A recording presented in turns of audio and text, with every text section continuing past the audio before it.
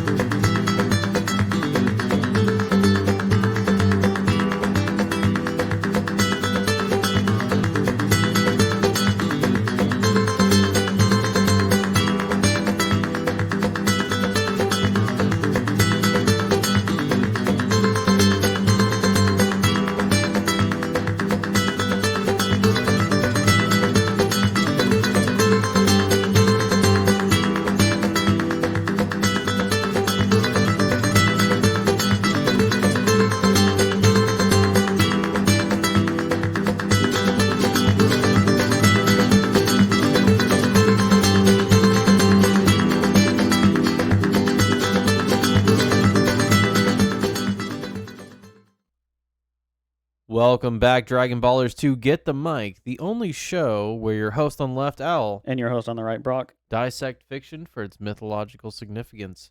On this episode, as usual, we're talking about Dragon Ball, namely episode 91, which is called Counting Controversy, or in the Japanese, A Comeback, Krillin's Great Strategy. It's great. GR-8 strategy, so great strategy. You get it? We'll get into it. So, before we get started, if you like what you hear, please give us a like, subscribe. We upload new episodes on Mondays and Thursdays to YouTube, Tuesdays and Fridays to Rumble, so give us a subscribe over there. If you agree with what we say, or if you disagree, we'd love to hear what you had to say in the comments, so we'll check those down below. I think that's pretty much it. Yeah, I just want to say, probably sound a little bit crusty this episode. I know we're both suffering from allergies. I feel like my voice is a whole degree more nasally. Oh, just yeah, dried definitely. out. We've both just been absolutely torn up by the pollen in this area. Last episode, sorry if our quality doesn't really live up. Yes, last episode there was a part where I had to sneeze. I could not. It's brutal out here right now. So that's the first hint of where we are.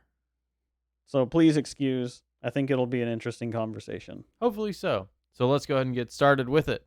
So, that's not what I meant. So, in conclusion, the conclusion of the Kamehameha versus the Dodonpa, Krillin dodges the large blast by Chaozu that he was charging up from last episode, and then he reappears behind Chaozu and launches the beam at him, his Kamehameha wave. Chaozu nearly falls out of the ring, being all scuffed up and front flipping down towards the audience, but he catches himself and begins to take things more seriously. He dives towards Krillin after taking off his hat and spins, hitting Krillin a few times.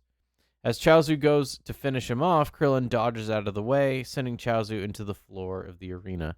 And one thing he also does is he says that I can headbutt too, and he tries to headbutt Chaozu, and they both collide, and Krillin remarks that his head is made of stone, which we'll get into in just a second. So let's go hard-headed, huh? Yeah, very, very much so.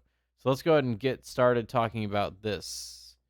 The Super Dodonpa that Chaozu is charging up is that manifested spirit that we were discussing in the last episode, all of the malice that can be brought forth by an let's say unwilling or unknowing actor here, um, in Chaozu, which is a big explosion. And so, And I want to say that the difference between this one and the previous ones is this one is specified to kill, right? He's using it, yes. like you had said before, like a child wielding a gun that doesn't really understand what malice is. But then there's an articulation of it here whenever he orders him to kill him, like as his master, right? And so now what he's doing is manifest as a different degree. This is closer to the actual Dodon Ray that we got from Tao Pai Pai, right? Well, I don't know because it's bigger and it's flashier, but in the end, it doesn't. Well, it doesn't get Krillin, and Yeah. that actually shows that Krillin has actually progressed. Well, It's a and big surprise, kind that of. Krillin has enough wherewithal to understand that the force of the blast Chaozu's emitting is something that he can't just withstand.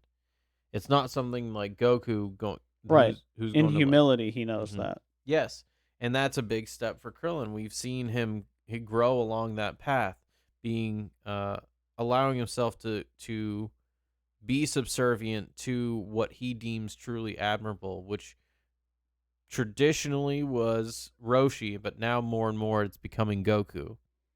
Well, there's a thing here where the implication whenever someone like Chaozu is pointing down at Krillin and making fun of him, it's a metaphorical making fun of his character, right?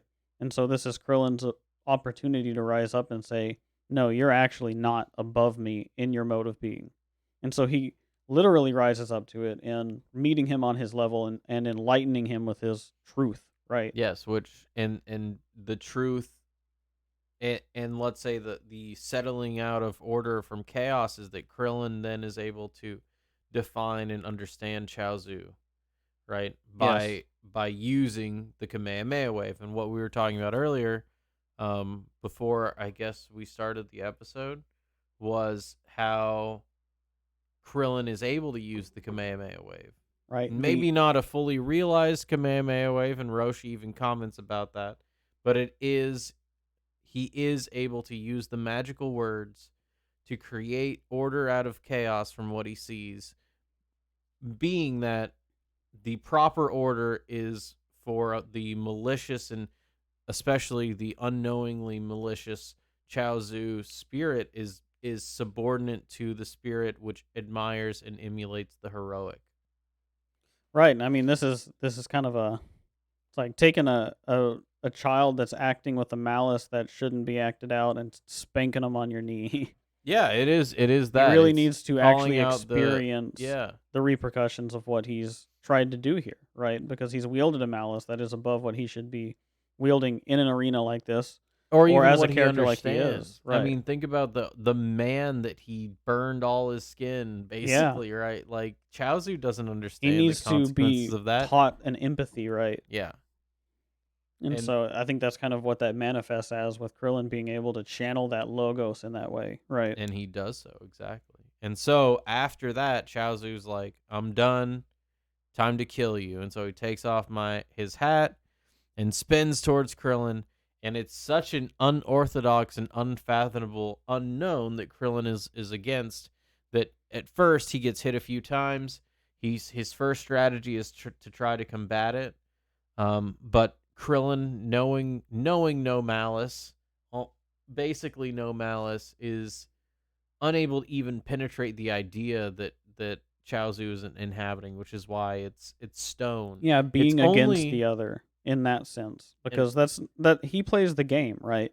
To Krillin, you have to respect your fighter whenever you're in a tournament of power because you know inherently for the existence of this arena to happen in the first place there needs to be the other. And so there's like a mutual respect.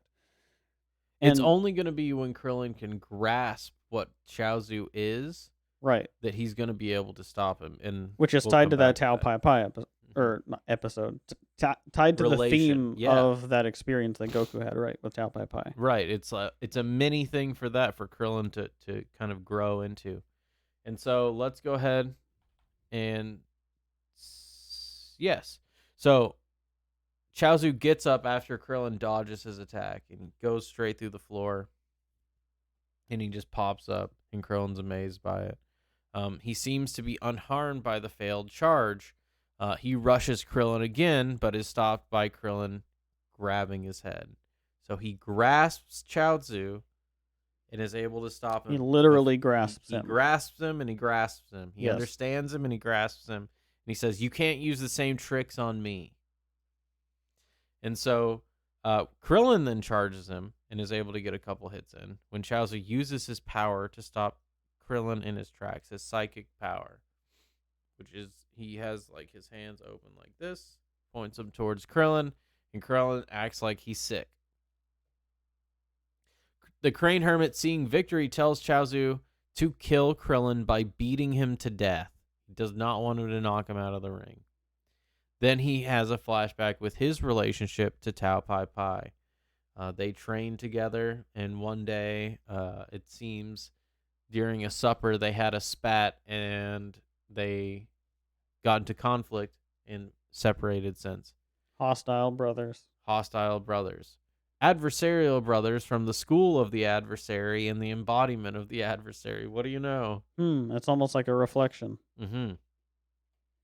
And so here, I do want to briefly talk about, we already said that Krillin grabs him and understands him by doing so, slowing his spinning, right? And he's able to grasp the head of this spirit, let's say. We can just say. Yeah, say grasp the logos of it, grasp the logic of it, grasp the sort of animating feature of him, right? And or it his is, brain. And notice too that what Chaozu uses frequently is these unknown techniques to try and surprise and overwhelm his opponents. And so what he did in the preliminaries was use the Dodon Ray to surprise and eliminate his opponents, burning them up. And so Krillin here, though, if he's able, he's emulating Goku so well here because he's taking some hits, trying some new techniques, and then figuring out what works, right? And then using that to counteract Chaozu. He's integrating what he's learning in the fight into himself. And so by doing so, he is embodying the heroic spirit here. And it's only these psychic powers that stop him because that's not something that he can actually grasp. So this is something I love about Krillin's progression as a character is that he has a very high technical skill here. The speed at which he is able to integrate the chaos that he's confronting in this fight is really admirable, right? Now, he doesn't have the real life experience of it, and so his ability to continually confront this isn't the same as, say, Goku's, but he is so good at doing this because that's all he's been practicing insofar as like his technique, his ability to actually just with his will confront something. Well, especially because And think so- about his and that's last... that's why Krillin's like the bald head. It's like he's very, I don't want to just call him like a logical character, but it's almost like he's a hypothetical fighter. Like he is a fighting for game fighter, you know? Mhm. And everything is about technique. Whereas Goku is much more about just absolute strength, right? And his ability to go out into any chaos and be able to do it and adjust on a more like a macro level. Mhm. Krillin is very much just like he can dial into a fight with one person and integrate really quickly. Yeah. And I think that is a result of how much he's focused on Roshi, right? I How agree. close he's kept his relationship with Roshi and how, he can still continue to learn from Roshi and get really good at it when he puts his mind to it, Yes, and I think it's that's exactly what Roshi is able to do is identify flaws in the particular individual, even the self or the hero, and point them out. And that's why Krillin he's more skewing towards that because Goku, I don't know if the way that you put it that he's all about strength is well, that's a really it's really clumsy, inaccurate way of Yeah, saying yeah. it, yeah. But he's more about a strength Imprecise. and It's spirit. accurate. There's a strength and spirit with Goku that isn't the same as the strength and technique that Krillin exercises in the way that he interacts with Chaos, right? Right. Or- It's Goku has got that spirit more like Guts does, where it's like pro being to the absolute limit, whereas Krillin is very much about he's a halfway step between like Goku and Yamcha, right? Hmm. And so, the last thing I do want to mention here that we need to get to is Chaozu's psychic powers, which cause Krillin to feel sick. And this is the it's an explanation of the proper response in the, let's say, uninitiated response of someone who is exposed to the innocent wielding malice in such a way it's disgusting. And so it's actually able to paralyze, because if this can happen to any potential person, then what's stopping it from happening to the self, to the hero, to Krillin in this instance? Sure, I really like that assessment of it, where it's something that would inherently take anybody aback with it being a manifestation of malice from a child, right? Yeah, Where it's something exactly. that is you question your own innocence in the face of something like Chaozu, right? So it can Yes. give pause to somebody who's as aligned as Krillin is at this point. And the other thing is the whole method by which he uses it. He holds his hands open, right? And that's that idea that, in, why people wave is because it's showing that, hey, I'm harmless, I'm innocent, I'm not out to hurt you. And so Hmm. this whole thing with Chaozu is like, I'm not out to hurt you, I'm an innocent child, but also I'm exhibiting such malice that there's a huge disconnect. And that's what makes it nauseous for Krillin, and makes it overwhelmingly It's a contradiction. yes. It's like the feelings of disgust invoked in people when Columbine happened, right? It's these kids that shouldn't be able to wield the malice that they do. They do it, and it is a disgusting. It's uncanny, right? Yeah, and so it is uncanny, and that's why Chaozu is uncanny. That's another reason that we were talking about Yeah. last time about his design, is that he's uncanny for that reason. And so this, and the reason why the next set of clips is integrated with this, and it's only when Chaozu uses his psychic powers that Crane starts to remember his relationship with his brother. It's because he has done the same thing to his brother. He's taken someone that he should be a positive influence to, and corrupted his spirit such that even his adversarial spirit counteracted Shen's, and they had gone their separate ways. They had already been in conflict so much that they're not able to reconcile. And it's the disgust that's engendered by doing these actions to an innocent soul. Yeah, I think that's right. I mean, it's the parallel between the two pairs has been building since the last episode, and now it really reaches this point where symbolically Crane Hermit is having to confront the the consequences of the way that he has been a paternal spirit, right? Right, and he doesn't like the way it's turned out. And so right now he's vengeful against being itself, and he orders Chaozu to To beat Krillin kill to the heroic death. spirit, right? No, not to To kill the heroic demoralize spirit, to kill that which admires the heroic spirit. and all that would admire that which admires the heroic spirit. And in doing so, do it in a way that is slow and painful and as malicious as possible. Beat Yeah, him to death. and humiliate the school, Yeah. right? Yes. Because he wants to make an example out of the Turtle Hermit School now.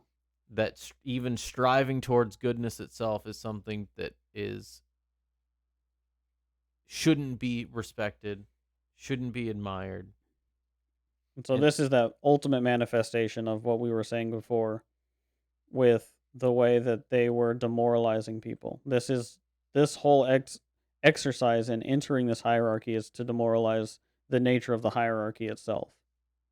and that's, yeah, as Crane's, that's his modus operandi here, and so it looks as if victory is at hand.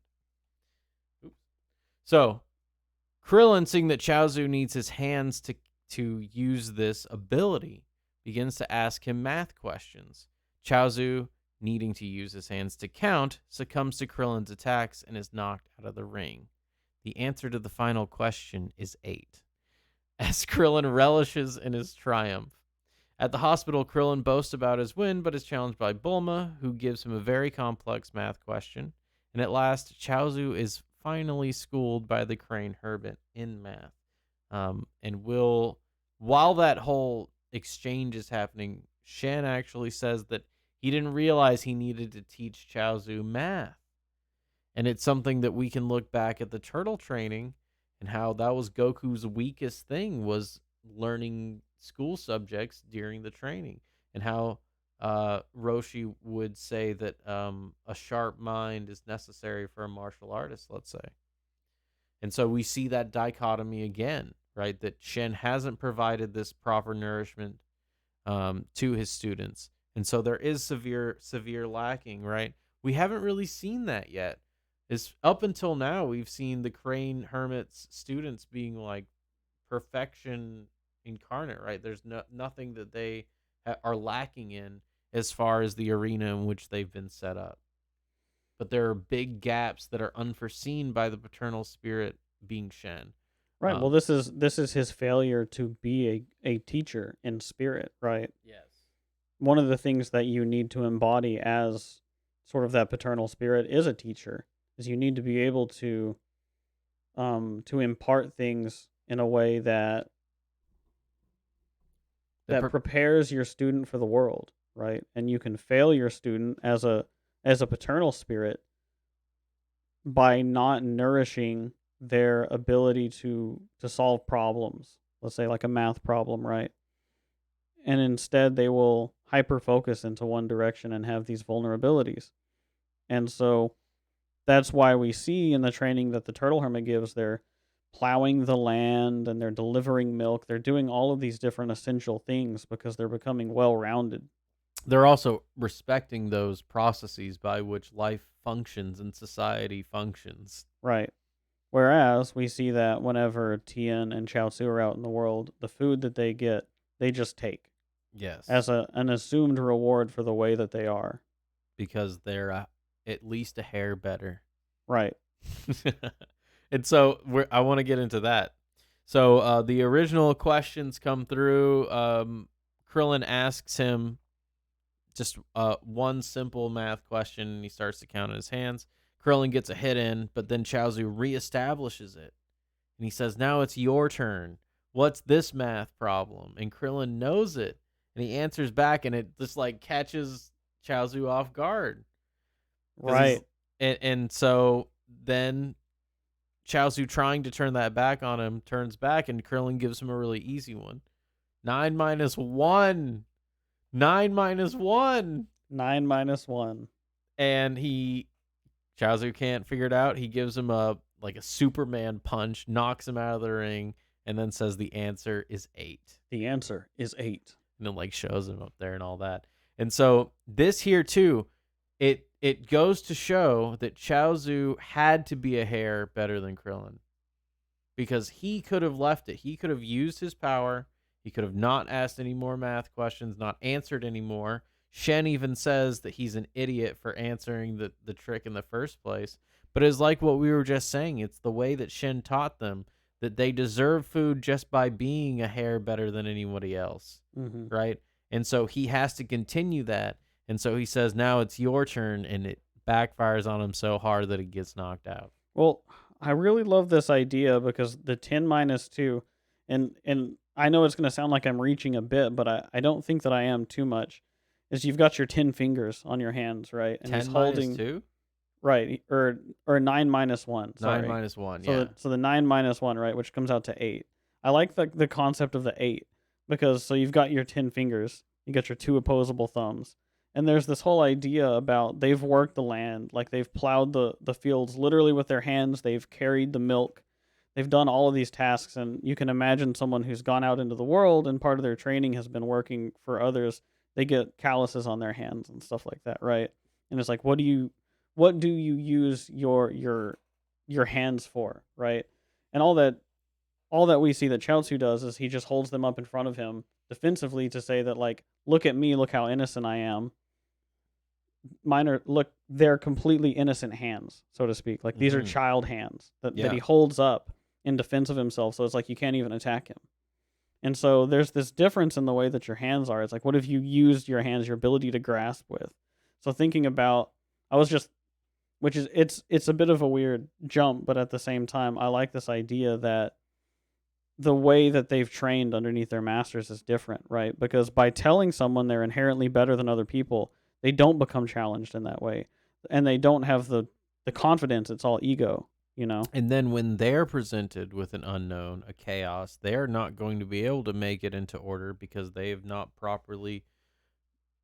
physically done it, Well, I was going right? to say As it's represented in the they show. haven't practiced the process, which it's a necessary process. We've seen Goku practice the process, and in turn, Krillin practice the process. Hmm. But encountering the unknown and turning it into something known and useful is a process that gets better as you experience it, like everything else, as you practice it. And so Chaozu tries to turn it back on Krillin, understanding his game, right? He's like, okay, well, he integrated the chaos I exposed with him with the Dodon Ray, with my head spinny attack, right? I'm gonna try and do the same thing, and he completely fails at it because he's unprepared. Like you said, it's the master's job to prepare the student for the world, and he's not prepared for the world. He's only prepared for malice and exploiting that malice to people who are uninitiated. Right. He is just simply a a disarming tactic against a well-rounded person, right? An approach that an ideological frame could have that would hit them in a vulnerable spot, right?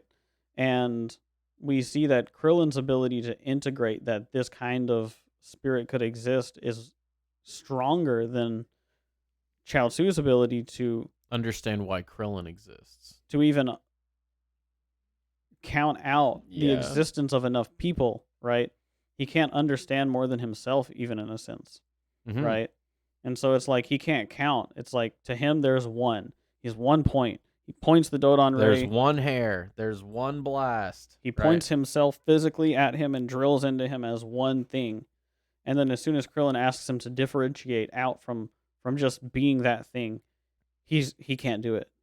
And he's defeated. And that's how Chaozu is defeated. And so the last thing we see is that they go back to the hospital to tell Yamcha the news. And Krillin is on cloud nine. He's boasting about his win, and Bulma brings him down and lets him understand that the mathematical exploitation he used is not such a great mastery of Krillin, but a massive failing in Chaozu. Exactly. And so she kind of lays his ego low. And then the very last thing we see is Crane Hermit. Crane Hermit properly accepting the responsibility that he's been shown. So this is similar to Tien, where whenever he is exposed to be lacking, he has to acknowledge it. Yes. So whenever Tien fights Yamcha, for example, he admits that he was surprised by his strength, even though he physically doesn't say it to Crane Hermit because he knows the spirit that Crane Hermit's embodying. Mm-hmm.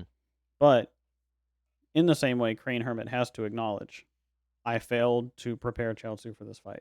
He didn't just say, "You insubordinate, blah blah blah. This is all your fault." Right, and it is And it is that because wisdom that he he's has. still, even though he's a corrupted spiritual father, he still is a spiritual father, and he does accept that part. And so, by accepting that responsibility and respecting the responsibility and the needs of his students, the next thing he does is it logically follows because Shen then sneaks out towards the hotel where Goku is staying. He does not notice that Tien has been aware of his absence, awoken by his third eye, I'll mention. Right. Shen then attempts to kill Goku in his bed, but is found out and retreats. The boys follow in hot pursuit, being Krillin and Goku. Krillin hops on Shen's back once they find him and reveals him as the Crane Hermit. Goku prepares to fight the old master when they're both stopped by Tien, who convinces Crane to stop the fight and let him handle Goku in the tournament. And that's where we end off for this episode. So here I do want to talk about a couple things. First, Tien understanding or being, let's say, brought to attention that something not unholy, what do I want to call it? Disintegrated. Disintegrated. Yeah, there we go. Something disintegrated is about to happen because Crane is making this decision, um, not considering the full implications of what could be versus what could be or what will be. Right. And so he wants to go kill Goku now. But as Tien points out later on, this organized adversarial spirit that the Crane School represents needs to be organized in that same hierarchy that they've come here for in the first place. It has to happen They within the need prescribed hierarchy. so that for the reason that Goku and his school can be brought low. And by that, I mean his school, his mode of being, his spirit, the way the hero is, can be shown to not be the right way and shown to be unworthy of adoration. So he's like the Green Goblin, Yeah. dressed in green here. He has this spirit about him in that very similar way where it's not just about beating the hero, it's about demoralizing what the hero represents. And destroying that for the self, for everyone, not for the crowd. Yes, not just that. And for Roshi, for the master, everyone needs to see it happen, right? And so drawing attention to it is an important aspect of the organized malice that exists here. Well, we see a hierarchy, not a hierarchy, but a lineage of malice happening here, right? Where the first degree is the Crane Hermit saying, I'm going to kill you. Then we see an articulation that goes beyond that with Tien, which is, I'm going to kill your spirit insofar as I am a representative of what his mode of being is supposed to be. And then you have below that is Chaozu, which is just adversarial spirit. Yeah. And so we kind of see this progression as I think it's passed degrees through. of resolution, right? Yeah. Because Crane is the most resolved and resolute manifestation of the organized adversarial spiritual father.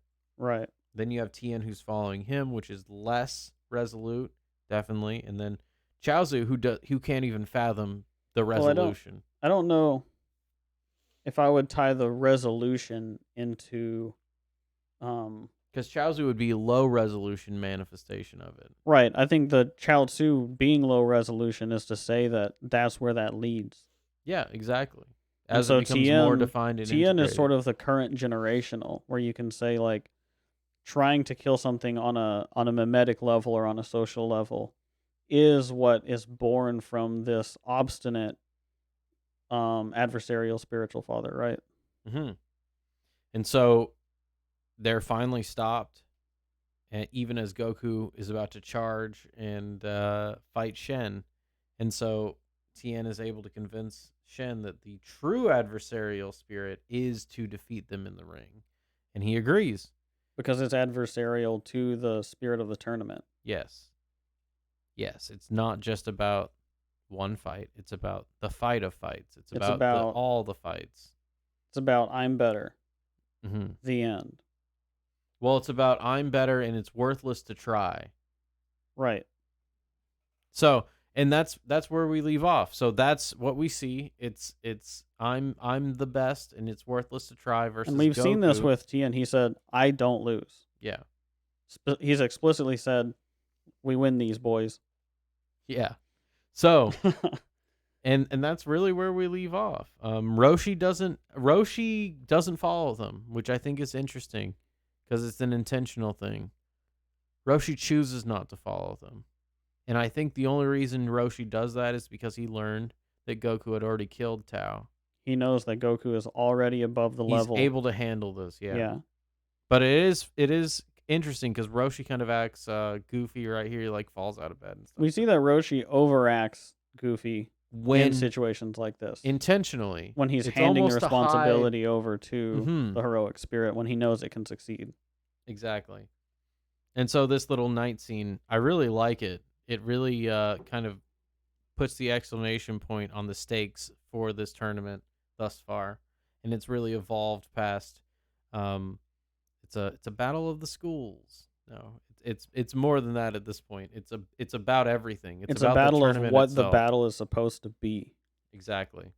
And so I think that's a good place to leave off. So if you liked what you heard, please give us a like, a subscribe. We upload new episodes Mondays and Thursdays to YouTube, Tuesdays and Fridays to Rumble. So give us a subscribe over there. If you agree with what you heard or if you disagree, we'd love to hear what you have to say in the comments. I'm your host on the left, Owl. I'm your host on the right, Brock. And we hope you guys have a good night.